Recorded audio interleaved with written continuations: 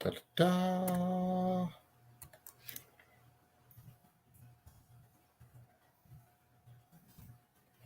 Warsaw, what is happening, brother?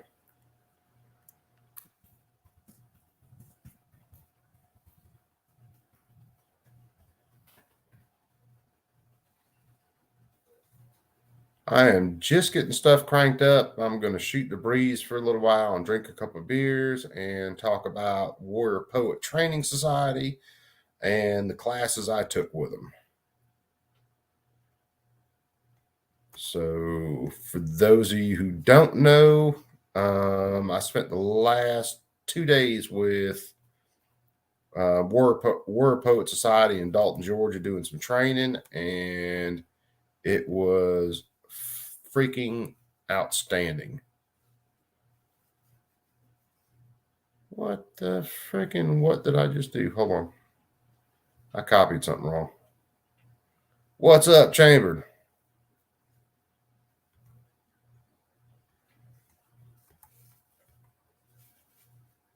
I'm trying to get my ass right here, which is going to take just a second. So paste that. All right, now I think we got the right thing up there. Or maybe I had it right before. So I'm going to pin a message. So cats who want to jump in can jump in. We are just going to shoot the breeze about Warrior Poet Society and the last 2 days of training that I've done with them. So give it a minute for everybody to show, because there's some other guys I think should be showing. Mike McClune, what is up? Chambered, always. Warsaw, headed to bed soon. I understand that. Who else we got? Am I missing anybody? Fire, what is happening, brother? So anyway, like I said, there is a link pinned in the chats, kids. Everybody is welcome in the pool. Yeah, dude, it's 1:45 here, War. So yeah.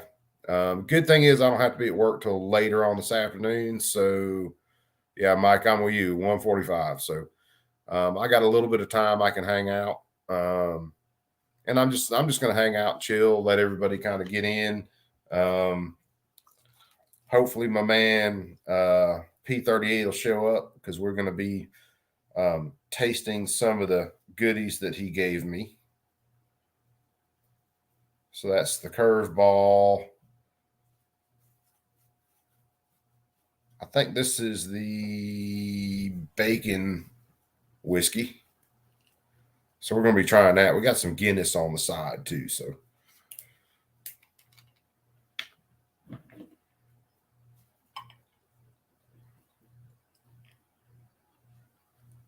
we're going to throw that over some rockage. And we're going to sip that down. So I tell you what, we'll give it just another minute or two, see if anybody else shows up, and then we'll get rolling on everything. Yeah, Warsaw, I do like 74s. I just wish to God the prices on 74 kits weren't astronomical right now.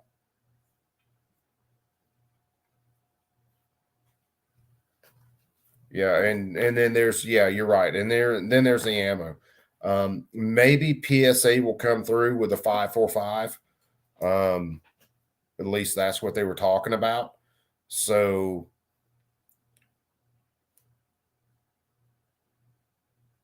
you know, if PSA comes through with a 545, that should make things a little better, but I still don't think the prices on 545 are going to be all that great. But maybe I'll get into a 545 gun then. Yeah, dude, fire fucking. If you had bought a 74 kit just a few years ago, you would be golden.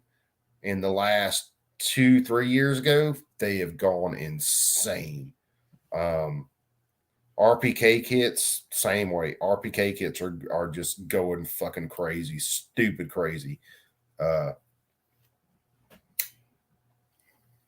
And of course, you know, with me, after everything happens and all that, I get into this way late. And by the time I get into this way late, all the good toys are, you know, going through the roof.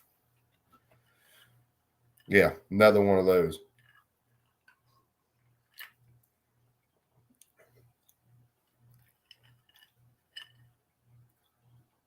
Damn, that's good. Little on the sweet side for me, but damn, that's good. It does got that maple bacon flavor. So just a little on the sweet side for me.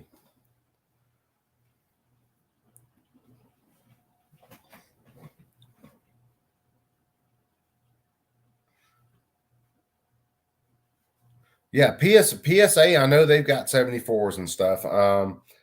To be honest with you, I'm kind of waiting to see maybe a couple generations on a 74 before I pick one up from like PSA. Not to say that they're bad, but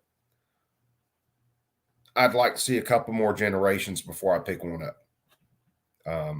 Much like with their AKs started out iffy, and then they really started to dial in, and now their AKs are really quite good for American-made AKs.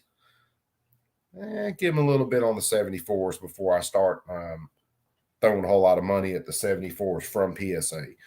Now, if someone dropped a 74 kit in my lap, you know, Romanian, Russian, something like that, yeah, daddy would jump on that like a fat kid on a cupcake. That's beside the point. Let me see. There were a couple things. What did I do? Did I put it? Let me grab a couple of things because it kind of goes into, which I talked about it some on Darkstream. So if you guys caught it on Darkstream, some of this will be kind of like a rerun.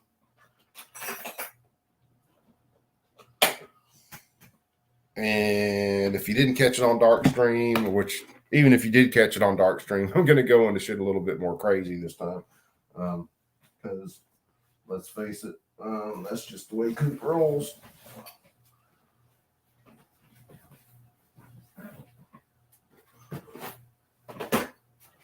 So I'm going to grab a couple of things.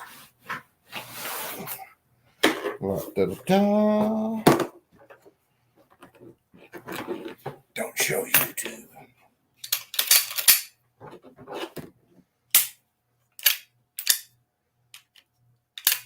Why are you being a bastard? Haha. YouTube, this is a firearms component, not a firearm. Component. This and this makes a firearm. This is a component. I will be showing that off. Get over yourself. This is also a component. Just a component.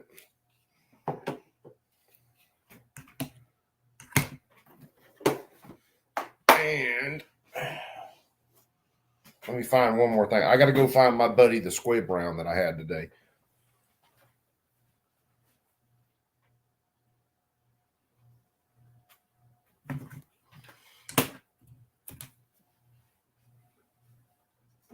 So give me just a sec. I'm like opening ammo boxes. Let me bring that. There it goes.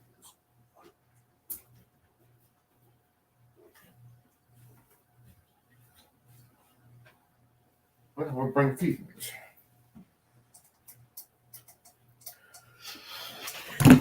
All right, so let's do some talkage. So, and again, links in the chat. Anybody want to bounce in, bounce in. You might be able to keep me on track. So, I went up with War Poet for 2 days worth of training. I went up there. I was up there Monday and Tuesday. Matter of fact, I just got back last night at like, I don't know, almost 10 o'clock by the time I got home last night. to start this little adventure out, and we talked some of it on Dark Show.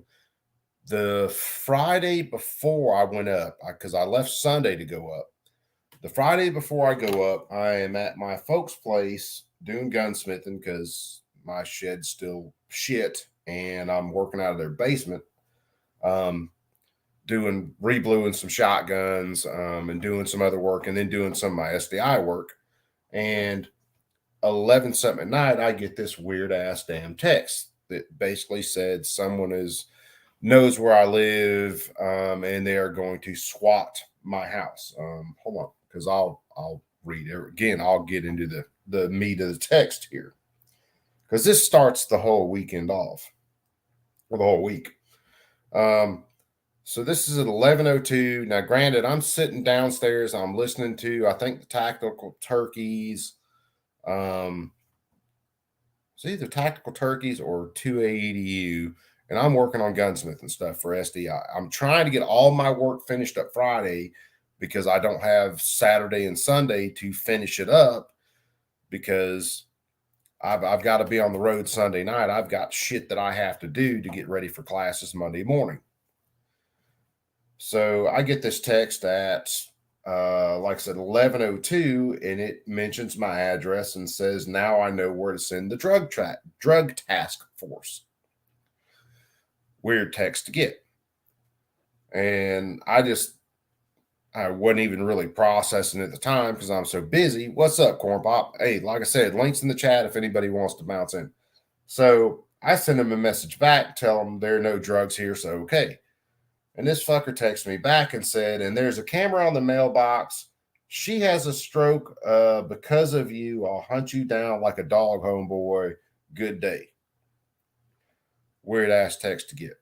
So I got to quit everything I'm damn doing Friday night, trying to catch up on all this work, get it done before I leave Sunday. So I roll all the way back out to my place from my parents' place, about a 35-minute ride, to call the sheriff's department and give them the lowdown on this shit. Tell them what's happening, give them the number, all that. You know, hey, this is what's happening. This person's threatening to swap my house. If people kick my door in late at night, I am going to have a gun. I am going to perceive them as a threat. So right out to my place, I spend all night Friday night, basically ready to go. I'm sitting in my office, ready to rock and roll. My wife had to go to work Friday. My mom and dad still had our 2 kids. So I finally get some sleep Friday. And then that shoots a whole fucking day's worth of damn work that I've got to do. So get back out there Saturday afternoon, later Saturday evening. And then my final assignment, by the time I got done with everything, get up Friday afternoon or Saturday afternoon, fucking about 6:30 Saturday or Sunday morning, I'm turning in my final assignment. Then by the time I get cleaned up, get a shower, start to get to sleep, it's already 8 o'clock. And then I'm up at 10, and then I'm getting my shit ready to roll out, Saturday or Sunday afternoon. So all that time, I got about 4 hours worth of sleep, got another 2 hours worth of sleep. Sometimes normal for me, but not when I've got to do all the shit that I've got to do now. Do all my running around in town, finally finish getting all my shit together. And then I'm headed to Dalton, Georgia. 3.5 hours from where I'm at. Stop up in Atlanta, meet P38. Man, me and P38. I mean, we have dinner. We sit there and shoot shit. Matter of fact, Wilbur is where I got this bacon maple that I'm drinking right now, and a couple other things that he gave me. And then, I hop my happy ass back on 285, hit 75, and then I'm up in Dalton. And And then I did the live stream that night where I rode to the range from the hotel room just to see where the range was at, how quick I could get to it, all that shit. And then I think I got back to the hotel room, did a little bit of a first day jitter stream, and then couldn't sleep that night because I'm worried about other shit going on. And then I finally fall asleep at like six something that morning. I'd be fucked if I don't oversleep. And then by the time I wake up, it's already 9 o'clock. Class starts at 9. So I've got to get all my shit together. And this is where some of the funny, this is Coop shit starts. I'm trying to throw on tennis shoes, trying to brush my teeth at the same time, like to kill myself in the hotel room, just tripping over shit. Somewhere along the way, I finally get all my shit together, get it thrown in the damn truck, just fucking tossing shit. And I hit the road headed to class. If I had a long pole on the back of the truck and had hit a guide wire, I would have been moving back in time. It was well over 87 miles an hour.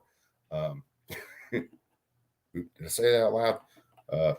Anyway, I get to class, walk in. Luckily, they were still kind of working through some introductions and going through some intro shit. So I didn't miss a whole hell of a lot. Besides getting my balls busted by the entire fucking class on the first goddamn day, when I had planned on being there early, on time, ready to rock and roll. Yeah, I didn't go that way. First part of the class, hell, by the time intros and the introductions and everything were done, of course, I got to introduce myself as, hey, I'm Coop. I'm the late motherfucker that turned his alarm clock off this morning. And everybody got a laugh out of that. And then it was just kind of into the safety brief from there. And these guys are not huge on a whole lot of hard range rules. You can't, you can't. They're not. They're really big on your 4 rules of firearm safety. Guns always loaded. Identify targets, fingers always off the trigger until you're ready to shoot, know your backstop, and then just some general range etiquette stuff. What's up, Krabby Turtle? What's happening, brother? Now, they are huge on safety. Don't get me wrong. They are absolutely huge on the safety end of everything that you're doing. So it's not like they're running some range where they're just letting you run with fucking scissors and stab me in your neck and shit. But they're not so locked down on these just absolute range rules like you see at some of these places where you can't train. And of course, they're watching you like a hawk. For any of you guys who follow Warrior Poet Society, John wasn't there. He's doing John things. Now, Paul, I can't remember what they call him. He's short dude, built like a fucking tank. And then Sam there. Sam's a taller dude. Sam does all sorts of training, night vision training, fucking just. No, they didn't have the safety dock as a range control there. But like I said, these guys, they've got their shit together. It's not an unsafe range by any means. They've got their safety nailed down, but it's not so restrictive where you can't get up and you can't train. T, what is happening, brother? So we go through the safety briefing. Yeah, battle gnome. That's what it is, Goonbeam. He's a battle gnome. Fucking cool dude. And if you want to see someone shoot quick and accurate, that fucker can goddamn blaze. He was doing some stuff. We were all back up jamming mags. Another part of the day, but we were all jamming mags, and Paul was down there just messing around, and he was showing another guy something. And if FRT triggers are considered fully automatics, you need to go cut Paul's thumb or fingers off, because damn. And most of his hits are going to be like right there. Dude's fucking crazy. Sam, same way. Sam is a fucking certified badass. But when we get in there, we go through. Everybody's talking about general firearm safety rules, all that shit, And then the first part of the first day is all about your firearms handling, draw, present, shoot, breaking your draw stroke down. And then, trigger manipulation, keeping your sight straight while you're drawed. All your fundamentals is that first day. So it's, you're shooting, 7-yard target or whatever it is, 3-inch dot, whatever it is, and really working on the fundamentals. Draw one, shoot, draw one, shoot. Just really, really working those fundamentals for the first part of the morning. Wilbur, what is happening, dude? I was talking about you. We are sampling. What I do with the friggin' bottle? The bacon maple. That's what we're sampling right now. So, they're really working with you on your draw stroke, your presentation, and your grip. That first day, which is beautiful because they're there with you, and they're going through the lines, they're checking grips, they're really working with you. Then we get into, what was the next one? Son of a bitch, man, I'm so overloaded from everything. It was backing up and actually taking those longer shots, and then multiple shots, and then keeping that trigger control. Well, now, we want high thoracic on a few, and it was 2 shots working on cadence, and then it was 6 shots working on cadence. And if you don't know what we're talking about by cadence, it's the tempo of the shots, which is saying the same fucking thing, but the beat of the shots, the 1, 2, 1, 2, how you're actually getting that trigger pull. And what they're trying to get you to do is to get those sights aligned when you're pulling that trigger and control the recoil. And that was, then we backed it up, and then we shot some other targets at further distances, still working on that. So first day is all fundamentals. I won't say it's a grind because it's not some boring grind. The day goes by so fast, it's not even funny. And it's serious. It's serious work. And that is when we were shooting targets, and I had this slide with suppressor height sights on it to co-witness with my dot, and we're shooting, and then I go to raise up on a target, and I got a dot, but my freaking sight's gone. It's just gone. Fell off. I don't know where it went. It's no longer here. If I could remember that line, what does Loki say? I know not where it went. Yeah, it's gone. Toast. Bye. See you. Never did find the bastard. Had some malfunctions, some failure to feeds. And the first day is when I had one round when it went to feed. The crimp wasn't good. All I can think of is the crimp wasn't good on the case. And when it went to feed, it jammed the projectile down into the case and just jammed it up in the feed lips. So that was a stoppage right there. Hold on, wait a second. It's not coming out. There's no way to wrap, tack, and clear. Guns down, got to actually stop, lock, slide back, and then work that round to get it out of there.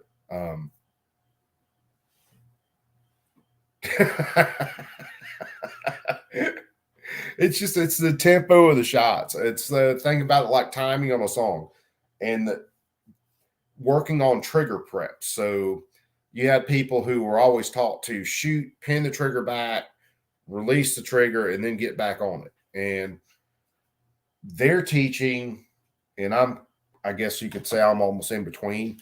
So they're teaching that you shoot, that you come off the trigger, and then you get back on it and prep it. And I kind of ride the trigger. So when I shoot, as soon as that gun goes off, I'm letting off the trigger, and then I hit the reset, and I'm back on the trigger. So it's What's up, chef? What's happening, brother? So it's and you could hear it sometimes in my shots. I'd sling a double tap quick because when I'm coming back and hitting that wall, I'm getting right back on the trigger. So my cadence was way the fuck off because when it should have been pow, pow, mine was pow, pow.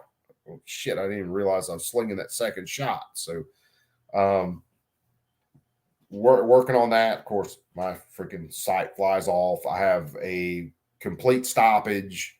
Um,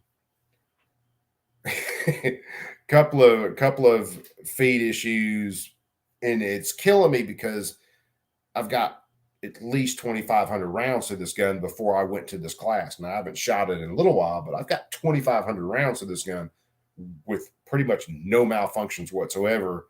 Now here it is, third mag through. I'm having a freaking feed issue, and I'm having to clear. But what it let me know is I am weak on malfunction drills. I'm weak on tapping and racking. I had a habit of I'd rock slide back, dump the whole mag, shake the gun, rock slide, get another mag in, and go, which isn't what you want to do. It's a whole lot of extra steps. Only time you really want to drop that mag is when the tap rack won't clear. Um, I'm going from oh shit to oh shit, dropping and trying to go. So learned a lot there. Um, didn't have another suppressor height front sight with me, so I just shot the rest of the time with the dot. And under stress, started having issues drawing and getting to presentation and having my dot right where I wanted. I was taking too long to find the dot. After I found it, generally I'm hitting what I'm aiming at. I mean, our first targets, I was hitting kind of low left, but I was hitting low left in a space like this for the most part. And then readjusted some stuff and then started hitting kind of back where I needed to. Some of it was trigger, some of it was side alignment that I had to fix. Matter of fact, my fucking front sight flying off made me have to adjust the dot, and that kind of got me back where I needed to be. So that was a oh fuck, but hey, now I'm kind of back where I needed to be. And the whole time, the instructors are constantly working with you.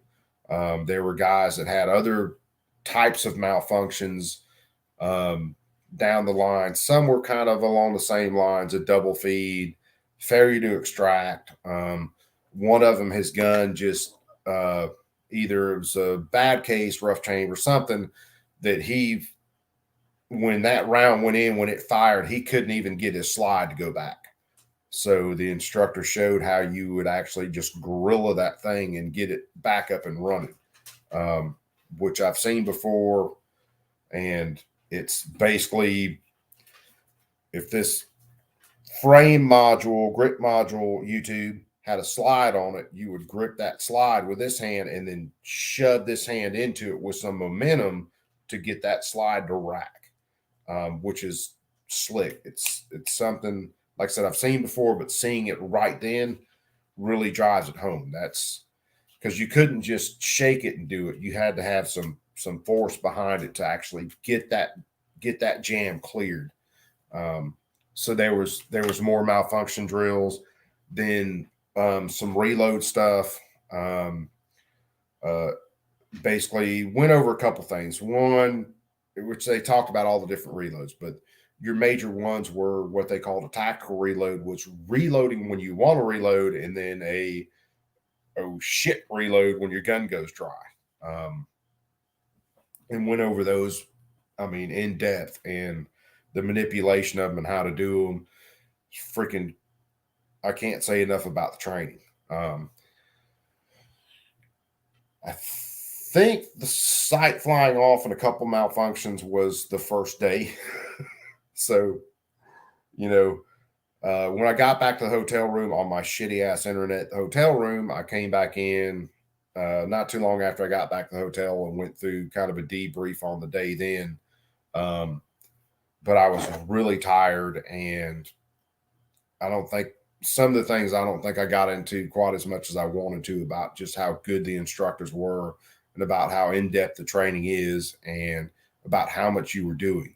It's just constantly, it's a skill building day where you're just constantly building on one skill after the other, breaking the draw stroke down, which is to them 3 steps. Don't ask me to repeat them kind of like they do exactly, but it's, making contact with a gun, your actual draw, and then your presentation. And that's the way they teach that, and makes a hell of a lot of sense. They're not as freaking anal about some things in your draw stroke as others are. They are about, making sure hands are out of the way and how you're gripping the gun as you're coming up to present. Which again, that's a lot of dry fire. That's a lot of, oh shit, I've definitely got to get up and practice more. I've got to spend more time doing this stuff. I mentioned it on Dark Stream, and I forgot to mention it here. The other thing, the night before the first class that I was late to, because Coop's an asshole or shithead, whatever you want to say, I wanted to do a little dry fire before, just to kind of work the draw stroke a little bit before I went to the first class. And the way my holster is, I throw it back over there. Yeah. So I guess what is it, class 3 retention. So I've actually got where you have to actually hit this switch to drop that out of the way, and then you can draw your holster. But in this one, you actually have to press down before you can pull up to get the holster, or to get the gun out of the holster. What was happening was this little lip on the holster right next to your mag release had actually bent in a little bit. So when I initially went to draw, sitting there playing around, dry firing in a hotel like every normal person, went to draw the gun, fucking present, magazine falls out. What the hell's going on? Put the mag back in the gun, everything's tight, nothing's falling out. Pop it back in the holster, looks good, go to draw again, fuck, mag hits the ground. Like I did that like 3 or 4 times, and then it's like, what the? And then take the gun, put it back in the holster, look, sure enough, when you push in, it was making just enough contact with that mag release that it was, unlocking a mag. Doesn't take much to do it, especially with an extended mag release. So me monkeying around like a gorilla in a hotel room, I heat that shit up with my lighter and take my Leatherman or multi-tool and bend it over and let it cool, so then I can actually draw without my damn mag falling out of the gun. Fucking is one thing after another. If it can go wrong, like I think Mike McClune said it in the stream the other night, if it can go wrong with Coop, it's going to go wrong at the very wrong time. So, well, at least that one didn't. At least I discovered that one before I hit the range and it started happening. There was plenty of other shit going on. Front sight flying off. Second day when you come in for the Pistol 2, again, a little bit of safety brief, a little bit of talking about what went on the day before, and a little bit of a warm-up. Just basically drawing, putting rounds on target, drawing, putting rounds on target, scooting back a little bit, putting rounds on target. And then you start with some transitions. So 3 targets. And they're teaching you how to move or how to transition one target to the next target to the next target. Basically keeping your whole upper body squared up and then making the movement with your legs instead of your upper body. And then what I kind of termed as moving on the bounce. So for the first one, it was 1-1-1. So what they wanted you to do was, as soon as you felt the recoil on the first target, you were moving to the next target. Instead of pow, reset, then move, pow, reset, move, you were speeding up that time. And then there were a couple of exercises teaching you. Paul would get dead in the middle of all of us, all guns, and aim at him and Sam, and then it was moving when they were calling. One would say move, one would say whatever, and you'd have to transition from one to the other. And it was a real skill building exercise. It was freaking great. There's so much in these classes. It's going to take me forever to download everything that we got taught in the classes. I could probably take that class another 2 or 3 times before I actually started to absorb some of it, to be honest with you. It's crazy how much information that they're teaching you.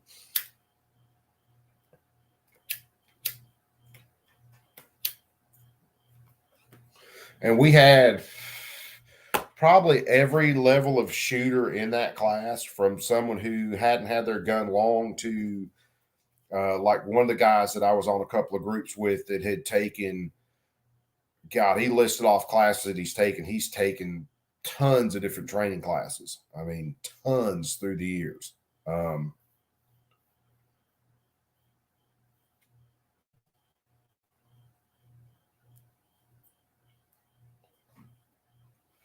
Yeah, I mean, firearms trainings, yeah, you think about it like a martial art. Bacon, you're 100% right. It's maybe what you would call a non-contact martial art, but it is.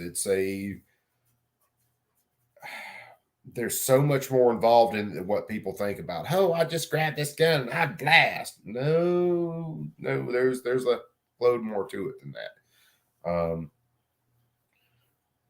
And this is just scratching the surface with these first 2 classes. Fuck, you ain't even got the label off the damn bottle trying to open it yet with just these 2 classes, even though there's so much in these 2 classes. Because it's solid 8-hour days. Those, solid 8-hour fundamentals, solid 8-hour, hey, we're stepping this up. So after the target transitions, it was 1-1-1, then it was 2-2-2. Well, then it was cover, and then you got to work around cover 1-1-1, or 1-1-1, 2-2-2. So they're teaching you how to move around cover and use cover, teaching you how to lean your body in a way to where your gun and your sights are making around the target at the same time, basically before your shoulder even makes it around. It's a weird stance, and it takes some footwork, which I definitely have to work on, standing or kneeling. And it's when Paul initially demonstrated what people think of as normally like pieing a piece of structure or pieing what would be a doorway or something like that. Dude, you'd get fucking murdered. But it looked professional. And even he was saying, yeah, this looked great, right? Yeah. No, you'd get fucking murdered. Because if someone's covering that area, they're going to see parts of you before they see, your gun. When Paul showed us the way that he wanted us to do it, by the time you saw him, his sights and gun were already aligned on you. You were toast. There's just no way around it. You weren't catching up.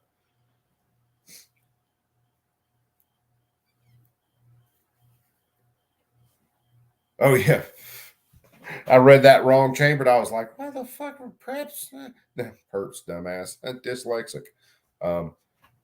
Yeah, there was all kinds of stuff, man. Some of the really seriously kind of higher end stuff, besides target transitions and working around cover, was one of the force on force exercises we went through today. We broke for probably about an hour and a half, hour something, and went through these.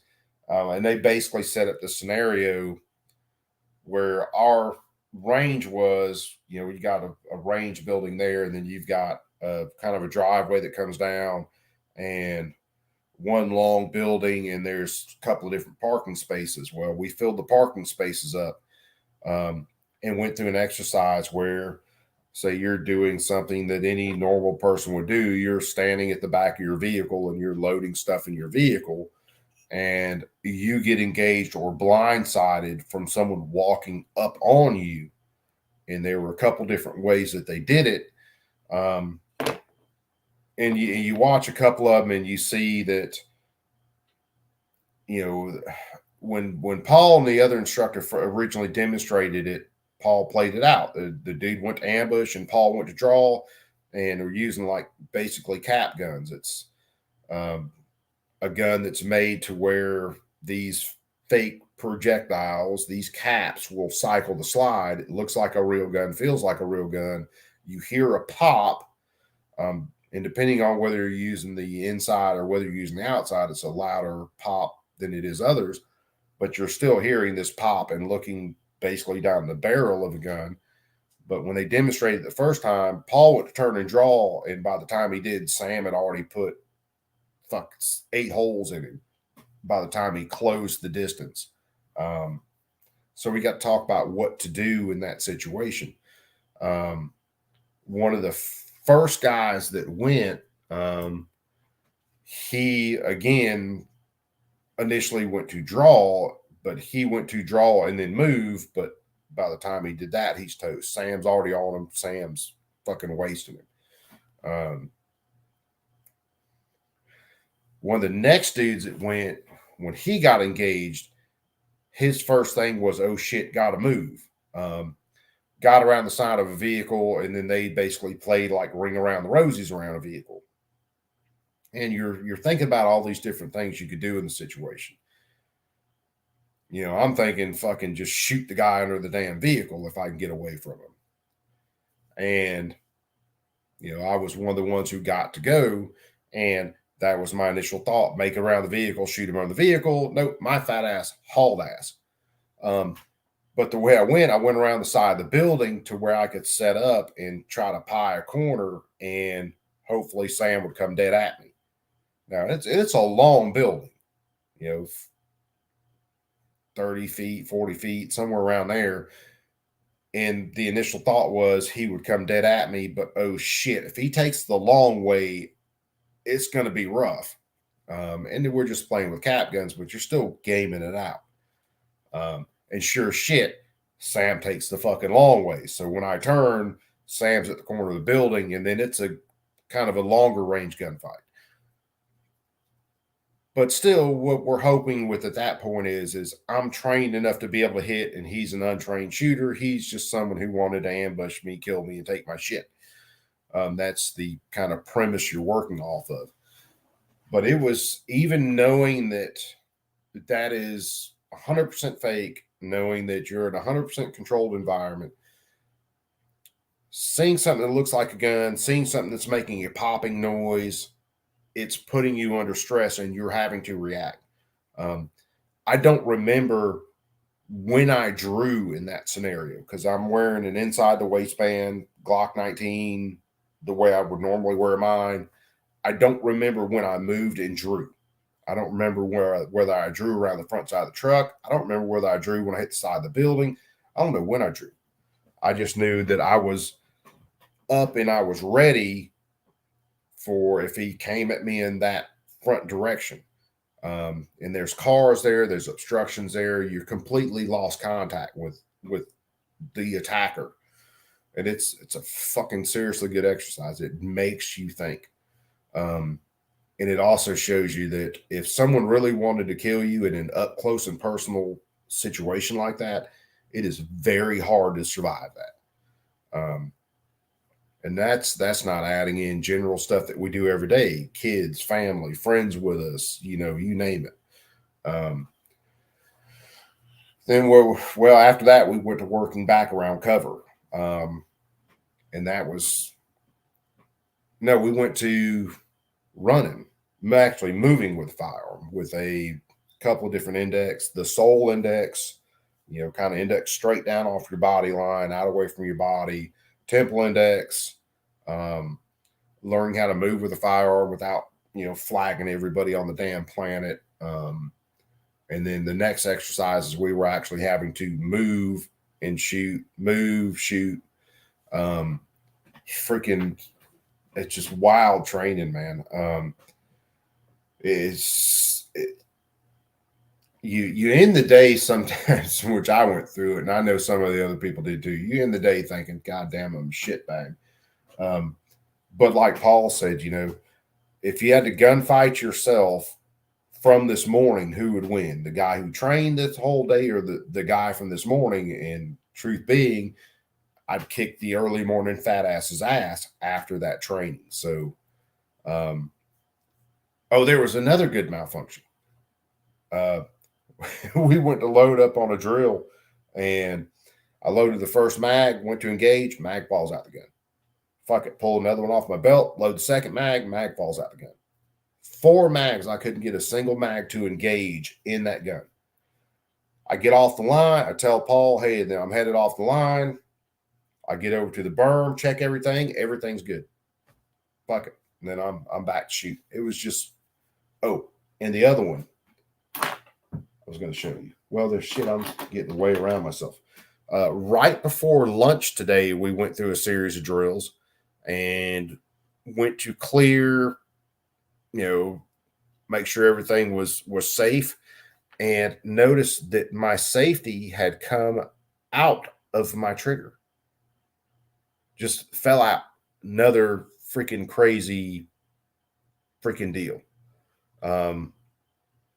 Like I said, there's so much I'm trying to kind of download while I'm talking to you guys, and still kind of download it myself. But yeah, I got to look up who I got this trigger from, because I can still find where I ordered it from, and I'm going to tell them they are pretty fucking shitty, because this trigger had only been in my gun for a couple hundred rounds. And yeah, looks pretty nice, shiny. Trigger actually felt really good. But I don't like the safeties falling out of my damn triggers. Not cool. So at lunch today, while everybody else was having lunch, I was fixing the trigger issue, and there was another trigger I had that something's up with it. I don't know whether it's wrong generation or what. It would not work. Yeah, that's the hardest thing, Chambered, is slowing down and seeing that bigger picture. To be honest, in a real world situation, if I was engaged that way, and you don't think about it, didn't think about it at the time, but in that area, I could have hauled ass right into the woods. I could have just been making fucking tracks, man, instead of trying to slow down and find that one defensive position. I could have just went. Yeah, debrief. Oh, the other one was, this is my squib round. You see that one kind of dent in it where it started to go in the throat? So it had to be just a primer in a case, no powder. And when I fired, there's so much firing going on around the line. I mean, I just knew there was a pop, and I was ready to get back on, and it looked like I had a double feed, and went to clear it, rack slide, next round won't go in, rack slide, next round won't go in. I did it like 4 times. And then Paul, the instructor down there off my left, is like, how many times you going to rack the damn gun, Coop? Like, I don't know. I can't get around a chamber. And again, in a normal situation, relaxed on a range, I'd have called it quick, but you're training, you're drilling, and it just wasn't going in my head that there was something else going on. So Sam walks over, the other instructor, and was like, okay, dude, drop the mag clear. I rock slide off real fast, handed the slide, and sure enough, he lets the barrel down just a little bit and looks. Yep, barrel obstruction.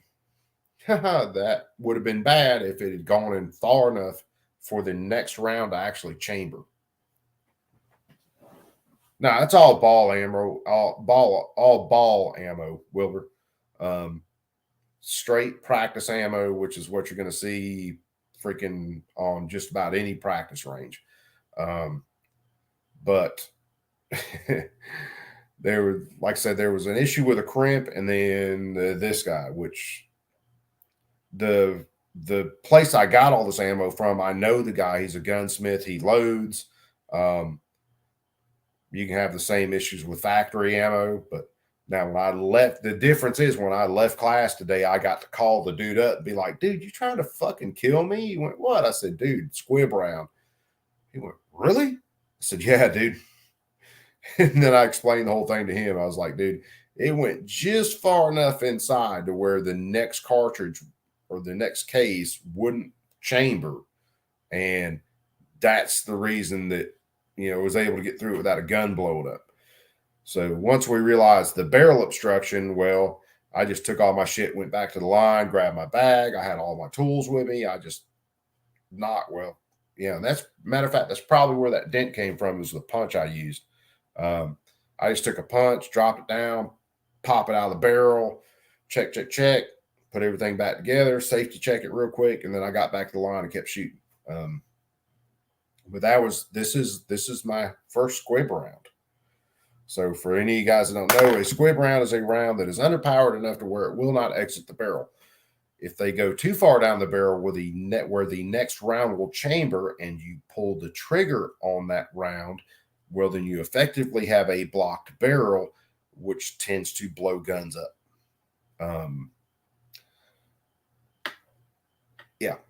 If you're ever shooting and you hear kind of a weird pop from a round, it's a good idea to stop, clear the gun, and then check for any barrel obstructions.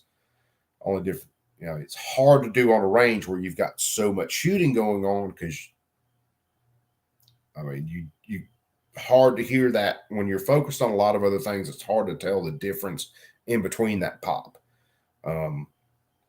So learn lessons. Hell, that's why we go to classes.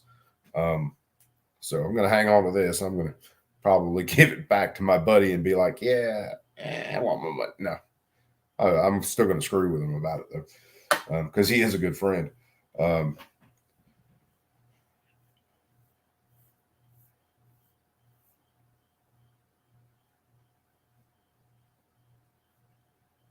Oh, dude, we were using our own shit, Bacon. Now, on the force on force stuff that we did, that's separate from everything else. The force on force, they've got their own setups for those. Matter of fact, they go through a whole safety check before we enter that area that we're doing that force on force on. No one has their actual guns on them. They make us take all our knives off. They make sure no one's got anything lethal on them before we go to the force on force end of it. And that's, like I said, that's wild. And I definitely want to take some more stuff with them and get into some more force on force stuff with them. Just as a general aside though, the 3D printed mag loader that I brought with me worked excellent. Not only for me, but for a couple other guys that were there that didn't have mag loaders. When I jammed my mags full, they were still sitting there thumb loading, and it was like, look here, try this out. And they were able to try it out and were like, damn, this thing's pretty good. I'm like, yeah, it's 3D printed. So that was it's been a definite, really cool, really fun, really ass kicking 2 days.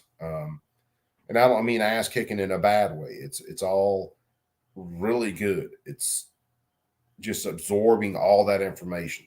I can't recommend these guys highly enough. The classes aren't cheap with War Poet. There may be some cheaper guys near you or in your area. If they are, check them out. War Poet, I paid $400 for the pistol, or pistol one. I paid $400 for the pistol two. So $800 for those two classes. Broken down, $50 an hour? That ain't fucking bad. Not for the level of training that you're getting from these guys, because they aren't fly-by-nights. They aren't people who don't know what they're talking about. These are people who have been in engagements. These are people who have trained this stuff. These are people who live and breathe this stuff. It's well worth the money.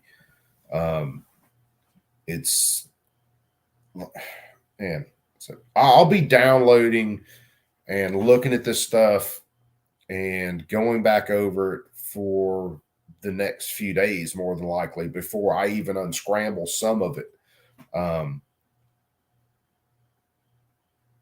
Dude, there were 13 or 14.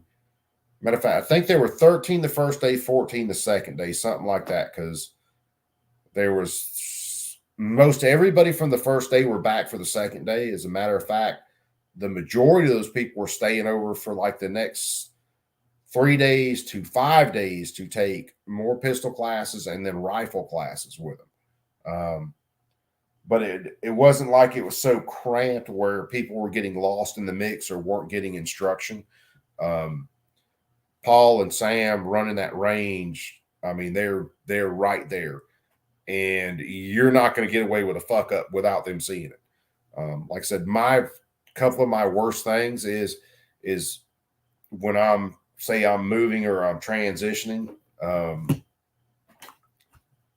Where did that frame go? Grip module YouTube. I'm going to show it off, not a firearm. So instead of having my finger higher up on the frame, I was letting my finger drift down. So they were constantly coop finger. And that's, that's part of that training for me is getting that finger higher up on the frame. So I don't have an ND, negligent discharge. If those of you don't know what the ND is, letting the booger hook hit the bang switch when it shouldn't.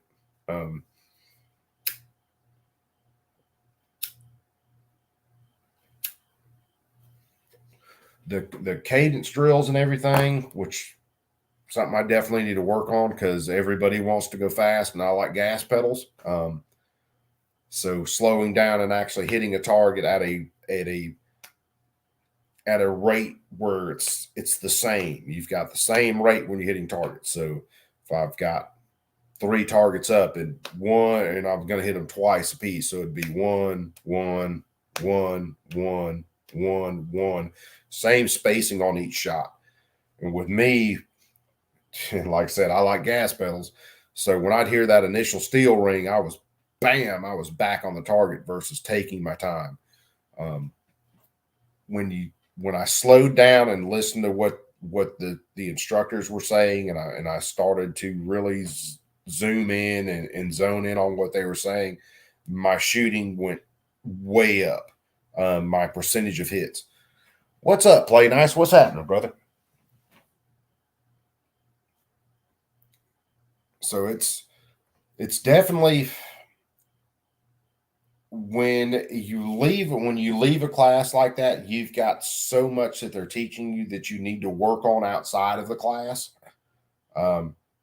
They've given you so many skills, but it's like giving anybody skills. If you're not working on those skills, well, guess what? They kind of just fade away. So my kind of challenge to myself is working on those skills. So more dry fire, getting my draw stroke cleaned up, the movement, and being able to get into the right position to pie something or cut angles. Definitely working on that. Working on my transition target to target, which I can do anywhere. I mean, all I've got to do is basically point my hands at three different objects, and they can be anywhere apart, just using that same shooting stance and transitioning. So learning that my lower body is where that movement needs to come from. Yeah, DJ. Yeah. What can I say? I'm a nicotine addict. It's cool. The first morning, man, Sam's walking around us, and you gotta understand these two guys are very professional. They know their shit. They are running a very professional operation, but they do it with a lot of humor. A lot of humor. They're freaking great. Definitely tell the military background. You definitely tell these guys know their stuff. They're very confident about what they're doing, and the humor's there. The humor, when you need the humor's there. It's they're great. But Sam's walking around the first morning, and he's smoking a damn cigar. And I'd asked Paul earlier. I said, "What are your rules for smoking out here?" Because I don't want to, smoke where I shouldn't smoke and all that. And I've got a freaking dip in.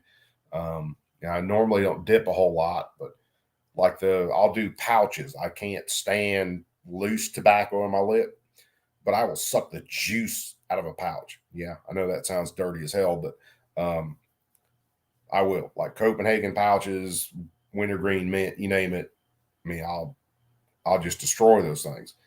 But Sam's walking around. He's smoking a really good smelling cigar. Um, Me, on the other hand, I'm smoking cheap. But he's just cruising through. I mean, he's instructing everybody, being a complete smart ass, being very professional. And I know those two things don't generally go together in a professional world, but fuck them. Um, we do things a little differently in reality. Um, and dude's just, he's doing his thing, just smoking his cigar, fucking instructing the class. I mean, it's freaking great. Now, second day, if we're not doing something, yeah, man, I've got a smoke lit, and they're lecturing or whatever. I'm listening. I've got a smoke lit, and then when it's time to get down, I just put my smoke out, throw my butt in my pocket, and then we get down. No problems with it. Not a single fuck given. As long as everything was safe, rounds were on target, it was freaking gravy. But they're a killer group of guys, man. The next class, we got to talking about stuff after class, and like I haven't even downloaded a hundredth of what we went over. Talking about stuff after class, and you've got to take Pistol 1 before you can take the Pistol 2 class, of course. But after you take basically Pistol 1, Pistol 2, you can move on to some of their other classes. I think except for rifle class. I think rifle classes, you still got to work your rifle 1 class before you can move up in the rifle 2, rifle 3. But they were talking about some of the next classes that people should take. And of course, the medical's big, and that's something I definitely need to do.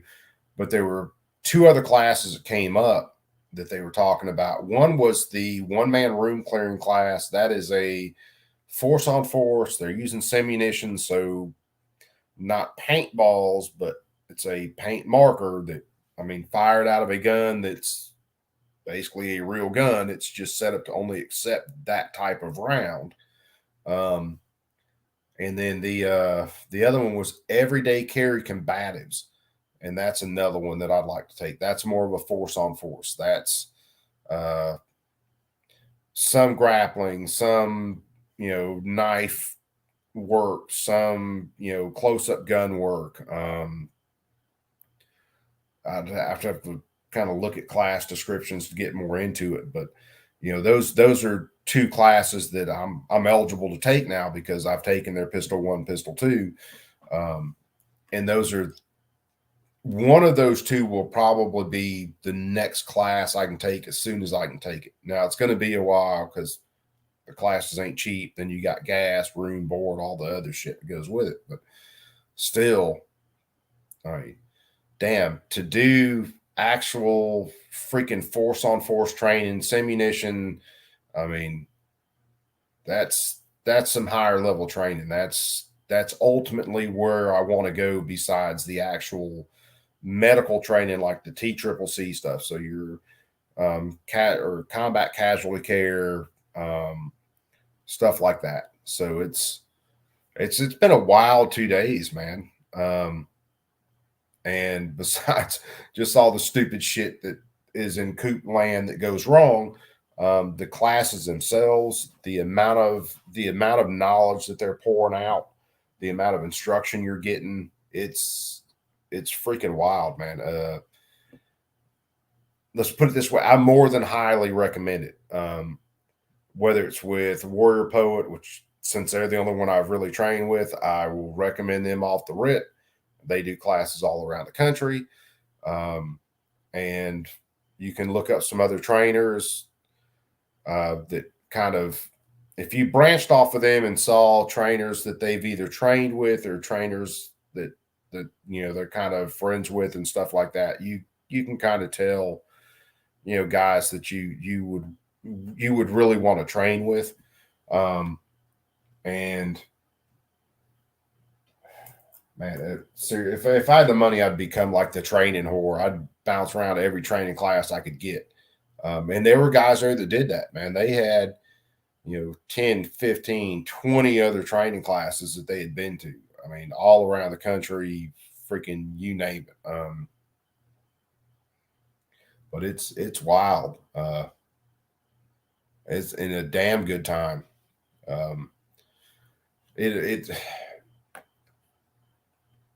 you will beat yourself up if you're like me. You will beat yourself up worse than anything. I've fucking having hard times finding my dot. I've spent some time on shots, on a lot of shots, sitting there hunting the dot. Getting that little red dot lined up on the target instead of actually moving and shooting and engaging quickly. But the thing was, and they ran it home. It's not about necessarily engaging it quick. It's being smooth and getting those first hits. And with me, I'm one who's got to slow myself down and I want to go. It's bang switch make stuff go boom, and I want to go boom. And they kept kind of driving that home. You got to slow down. You got to slow down. Make the initial hits count. And when I was doing that, when I was falling in line with that, those initial hits were counting. Those initial hits were there. I gotta slow this down.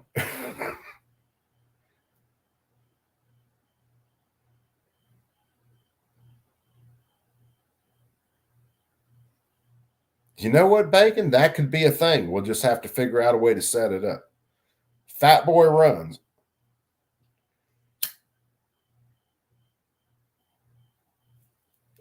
And they got some movement out of Fat Boy today. I mean, it wasn't like fucking running 80-yard sprints or anything, but they got some movement out of Fat Boy today. And it gets the heart rate up. It's just another one of those other stressors that's kind of added to what you're doing. And it adds that extra level of stuff. It actually, standing at a range, indoor range, which I fucking hate, and just pow, pow, pow on a target, that's all fine and dandy. But well, let's add a little bit of footwork to it. Well, that's another level. Let's add some more transitions into it. That's another level. Well, what if we're not standing, we're kneeling? Well, what if we're kneeling and transitioning? All that stuff. Like the last exercise, you're running, what you got? 3 targets out. You got 3 sets of cover or 3 pieces of cover. And then you start out with 3 cardboard targets, and it's a double tap on each cardboard target, close range. Tap, tap, tap, tap, tap, tap. Your first piece of cover, if you're running it right, should be pieing out right, 2 hits on a target, then kneeling, pieing out left, 2 hits on target, and then standing, 2 hits, kneeling, 2 hits. You're basically crossing that barricade. And then you move on to the next one, running, gun in a safe direction, whether you're soul or whether you're temple index. And then managing your ammo. That was another fucking huge thing I kept screwing up on, is not paying attention to, well, hey, gee, I've shot a lot. Maybe I want to just go ahead and do a tactical reload here instead of running my fucking gun dry and then having to do an emergency reload.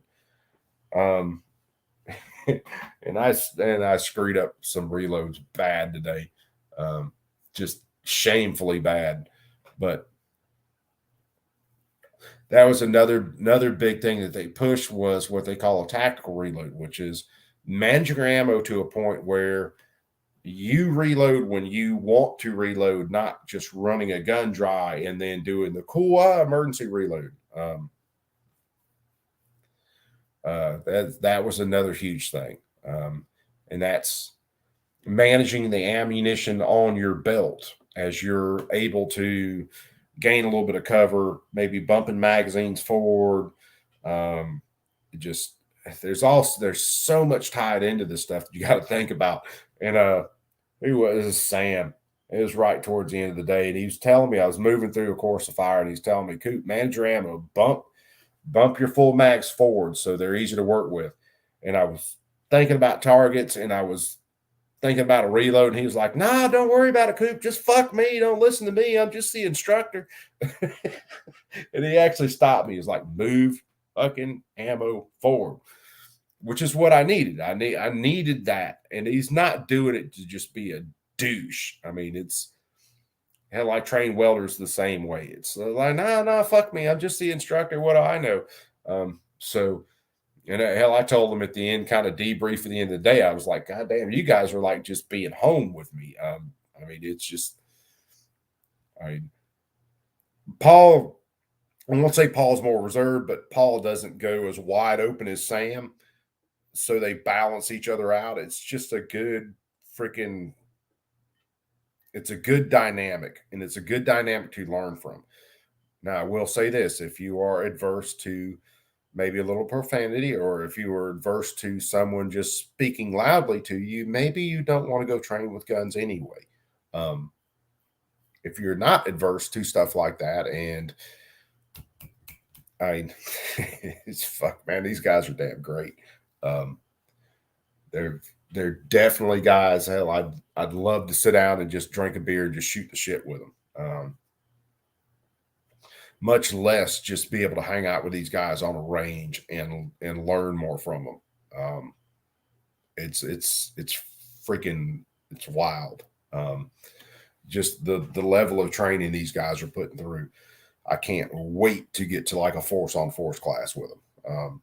Not to say I'm John Wick, because I am not a John Wick. I proved that today. I am John Wick's short, fat, retarded nephew that he doesn't even want to claim.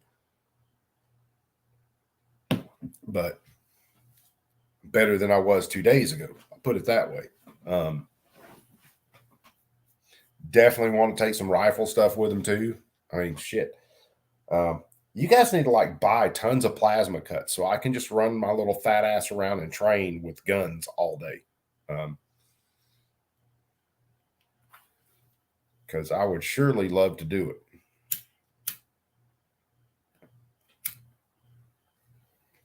And I will say, and I've heard it from instructors before,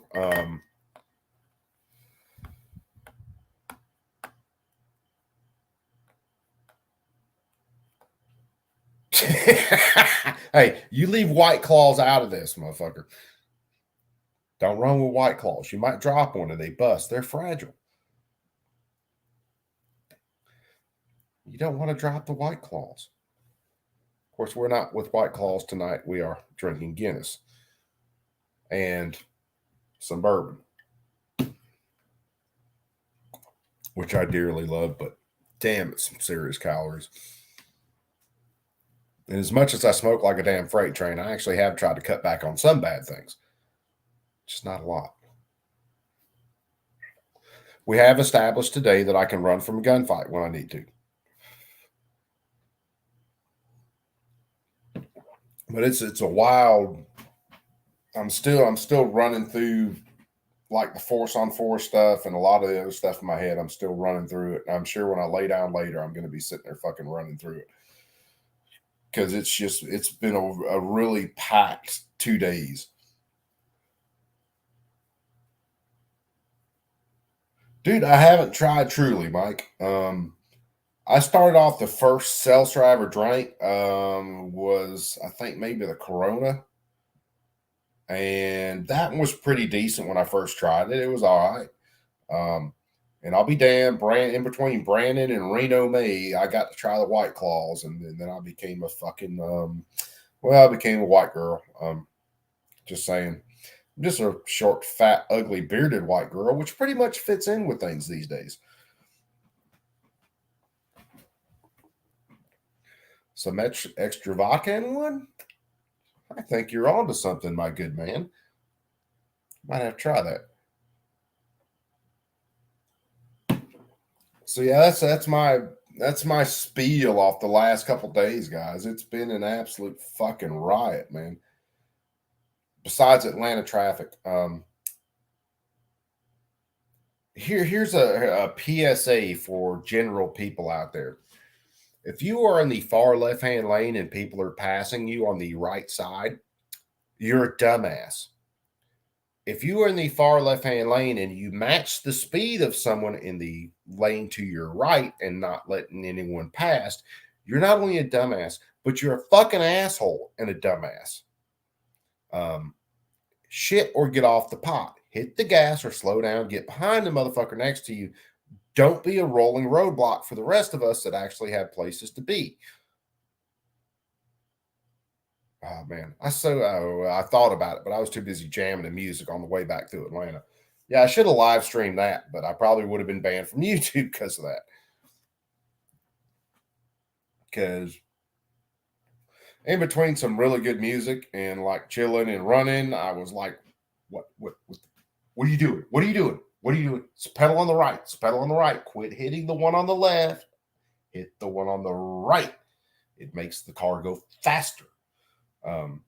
And right now you've got 9 miles of traffic backed up behind your dumbass, and you're matching the speed of everyone next to you. So you are effectively a rolling roadblock and you're a dick. It's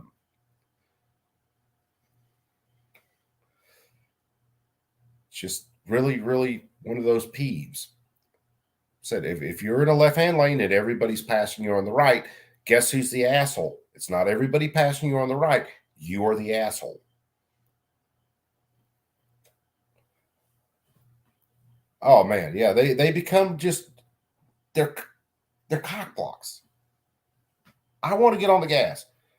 And another pro tip: if you want to get somewhere fast and someone comes up behind you even faster than you, move out of their way. Then let them get about a half mile ahead of you, and then get just as fast as them. They're what you call bird dogs at that point. They will find the police before you do. All you have to do is keep a little ways behind them and follow their brake lights. Pro tip.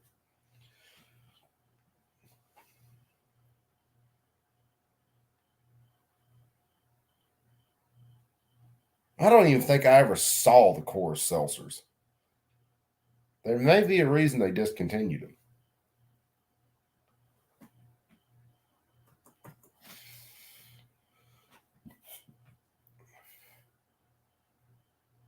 Anyway, that's just me going on about training and going off about dumbass drivers and gun malfunctions that I've like being with a woman. That's never happened before. Honestly, in this case, it really has never happened before. I've never had that many malfunctions out of the gun I built. I seriously, if I had my files with me when we broke for lunch, when I had to swap out a busted ass trigger, I was seriously going to do a little bit of filing on my feed ramp, see if I couldn't get that shit worked out.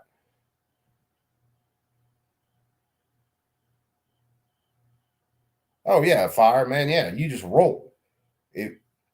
If you are on 185, 85, 285, or 75, and you are not doing at least 75 to 80, you're an idiot. You deserve to have the tires taken off of your car, and maybe you need to walk from now on. It's just 285. If you've never been through Atlanta on 285, 285 is a fucking racetrack. You go. There's one pedal in your car. It's a pedal on the right, and you go. That's the way you drive that road. You will get run the fuck over if you don't drive that way. If you are doing 65 in the far left-hand lane, you absolutely deserve to be pulled off on the side of the road and have your driver's license taken away from you, and you should be issued a skateboard. That is so the very nice way of saying what I was going to say, but again, we're on YouTube and I can't say that thing on YouTube. It would be bad. But the mental image on the other thing is so nice it ain't even funny. Yeah, 285, the loop around Atlanta, 285. So like coming up today, I'll run 185, hit 85, hit 285 west, and then hit 75 north. That's my whole route headed up Dalton. Well, not all of it, but that's the major part of my route headed up Dalton. Matter of fact, I met Wilbur up on 285. We sat around, met up, sat around, had a burger, shot shit. Wilbur gave me some goodies, which I am sampling. And then I got on my merry way and then drove the other hour and some change up to Dalton. Yeah, the roller coaster. Yeah. Dude, I was headed up to years ago. I had to be up in Marietta early in the morning when I think I had to be up there at like 8 o'clock or 7 o'clock for a meeting. But I'm driving my company truck, which is a Mazda B2500, whatever the fuck it was at the time. But I'm flying up 285 as fast as that little truck will go, and someone's right up on my ass, and I'm passing another car. So as soon as I pass the other car, I jet over and let that car go. It was a damn state trooper. And he was riding my ass. And as soon as I moved over, that joker went. And when he went past me, I just hit the gas, scooted out behind him, and we went. Yeah, 285 is a fucking racetrack.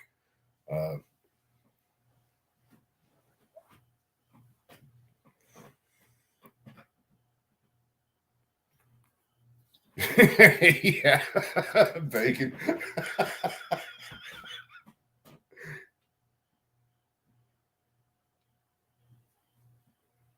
Yeah.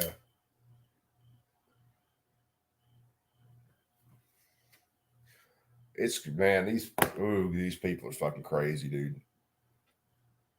It's and when you get up 285, you start getting in that 75 area. You've got fucking I don't know how many lanes running across there. Fucking of course tractor trailers everywhere. And then you've always got the dumbass who's just stacking traffic up. Now, before I met Wilbur up there on 285, there's all that construction up there, and it was a fucking parking lot for a few miles, just kind of stop, go, stop, go, stop, go. And that sucked. On the way back, it wasn't bad. We pretty much cooked on through it with the exception of a few rolling roadblocks who immediately ought to have their driver's license taken away. Maybe they need a Prius and I don't know. They don't need to drive very much. Just drive it around their neighborhood like a golf cart and then call it a day. Because they sure the hell don't need to be on any major highways.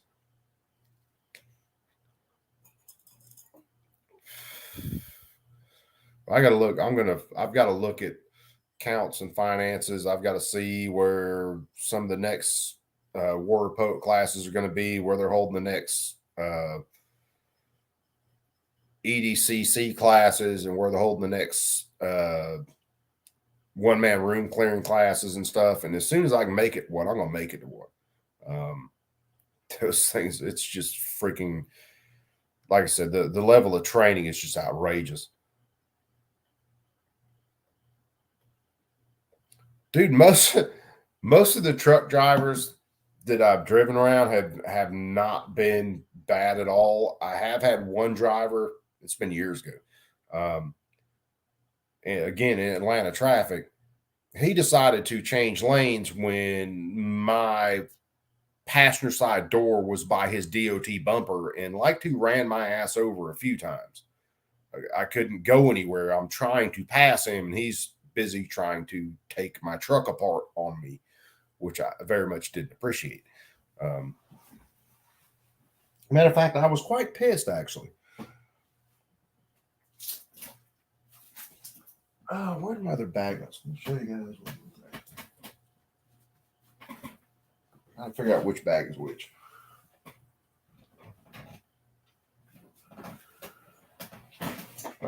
Fuck, I don't know. No, I don't think I got it. Or I don't know which particular area it landed in. I'll put it that way.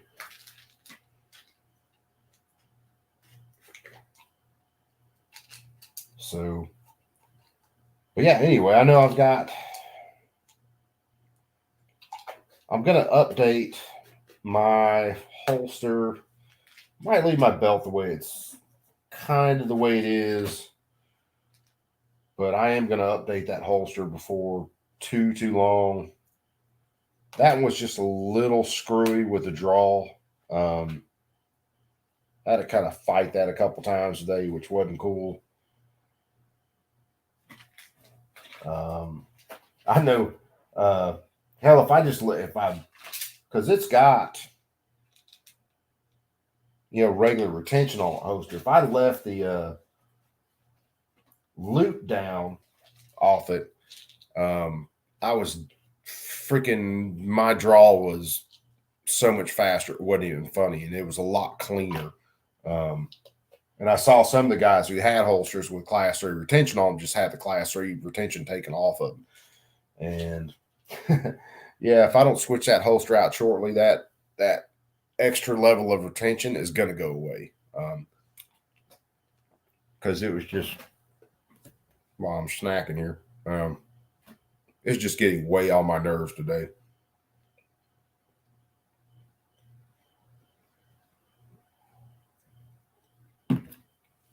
But definitely it was I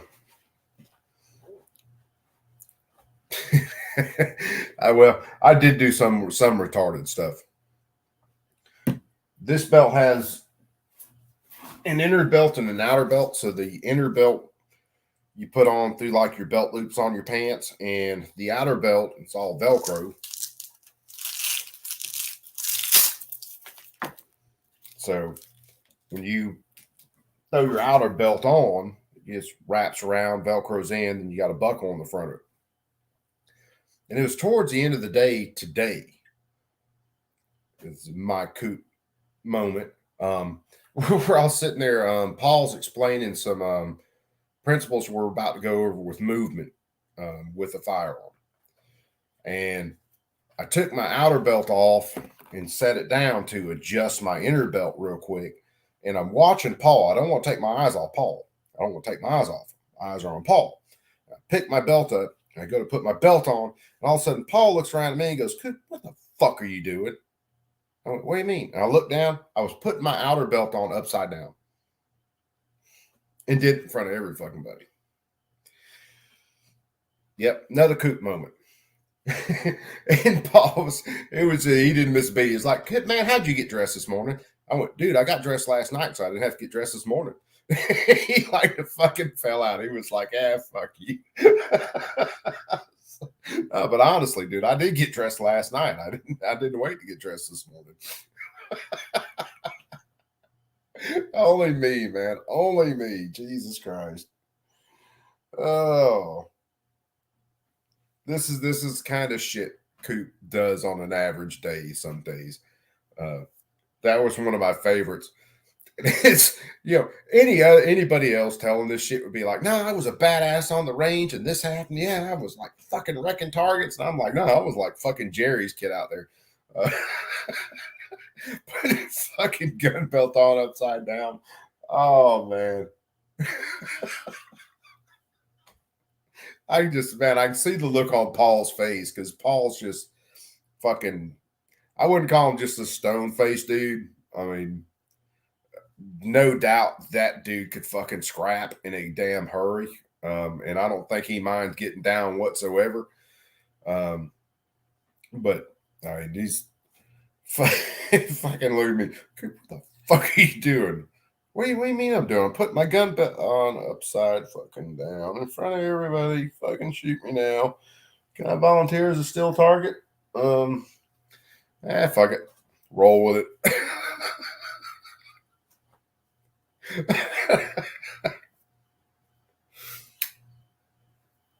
Like I said, you fuckers. If there's one thing I'm going to do, I'm going to be honest with you guys. So yeah, when I have some fucked up moments, yeah, you're going to hear about that shit. Who else, honestly, who else would tell you they wouldn't put their gun belt on upside down in front of about 14, 15, 16 people at a training class?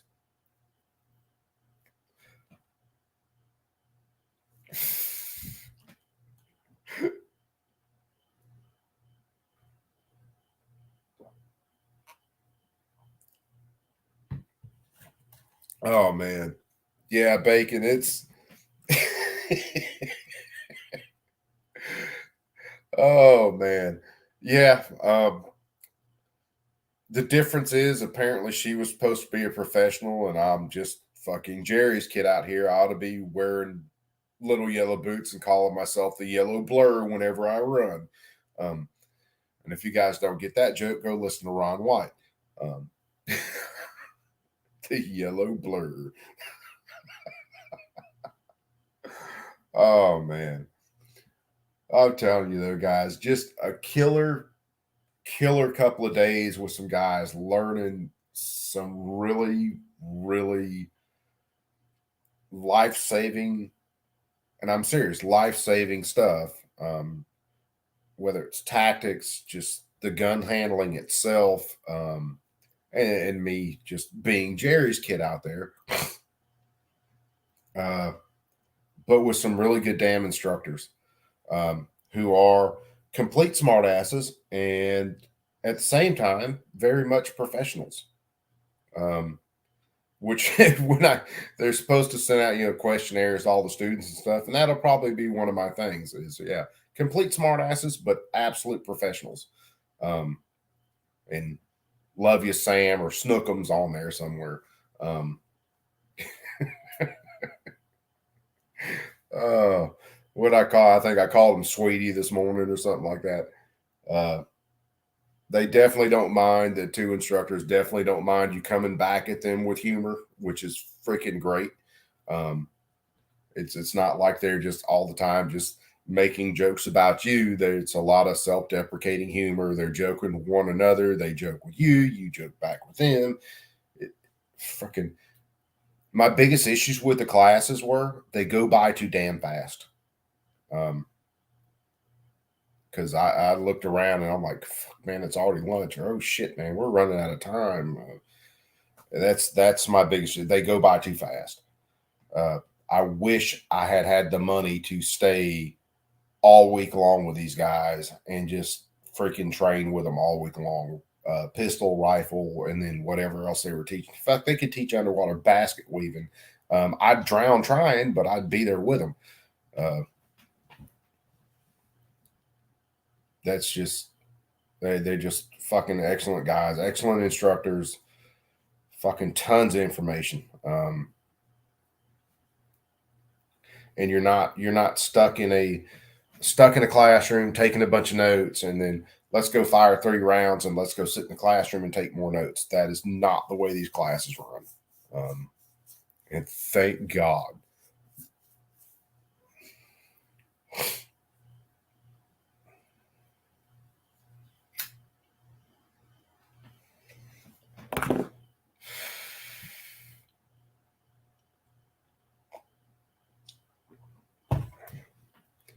Let's see. Fuck, I'd have to find my damn external hard drive. Well, I'll tell you what, I'm going to end this one here. I might chill out and listen to some music, chill out and hang out for a little bit and then go crash. But yeah, I'm going to end this one here. But if you guys definitely, if you had any question or any interest on like training a war poet, look them up. War Poet Society. They've got classes around the country. They've got all sorts of different classes.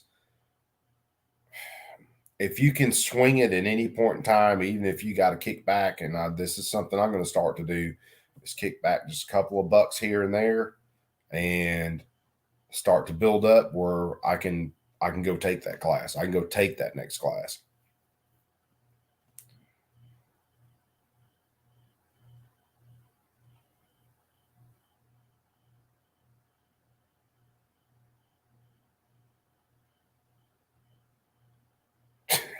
Craft beer darling to cringe.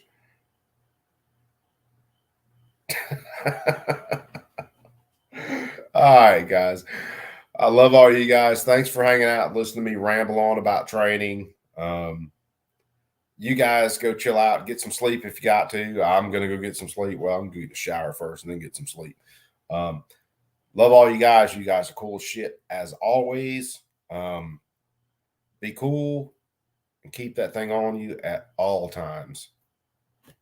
Be ready for it. Y'all be cool. I'm out. Later, guys.